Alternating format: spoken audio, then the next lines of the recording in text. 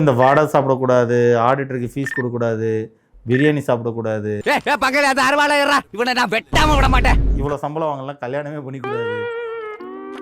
எத்தனை financial influences தேவையில்லாத வேலையெல்லாம் தலையிடுறது. ஒரு பர்சனுக்கு தெரியாதா அவங்களுக்கு என்ன பண்ணணுன்ட்டு? எப்படி மீதி பண்ணணுங்கிறதெல்லாம் நம்ம சொல்கிறதில்ல. மீதி பண்ணுற பணத்தை எப்படி இன்வெஸ்ட் பண்ணலான்னு வேணால் சொல்லலாம். இதை குறைச்செல்லாம் பண்ண முடியாதுங்க. நான் டீ நிறையா குடிப்பேன், இன்னொருத்தர் அதிகமாக குடிப்பார். டீ குடிக்காமல் மீதி பண்ணி எல்லாத்தையும் சொத்தை சேர்த்து என்னங்க பண்ண போகிறோம்? என்னடா somewhat we have to spend also. நமக்கு மீறினது தான் சொத்தாக மாறணும். அதில் கரெக்டாக நம்ம இருக்கலாம், கரெக்டாக அளவறிஞ்சு செலவு பண்ணலாங்கிறது நியாயம். அதுக்குன்னு டீ குடிக்கக்கூடாது, பிரியாணி சாப்பிட்றது இன்வெஸ்ட் பண்ணால் அப்படி இல்லைன்னா அப்புறம் என்ன போய் வாழ்ந்தேன்னா ஃபுல்லாக போய் தான் ஆகணும். குடும்பத்தோட வெக்கேஷன் போய் தான் ஆகணும், ஒரு தேட்டருக்கு போய் குடும்பத்தோட படம் பார்த்து தான் ஆகணும், கல்யாணம் பண்ணி தான் ஆகணும். அதுக்குண்டான செலவுகள் இருக்கத்தான் செய்யும். அது ஒவ்வொருத்தருக்கும் ஒரு மாதிரி.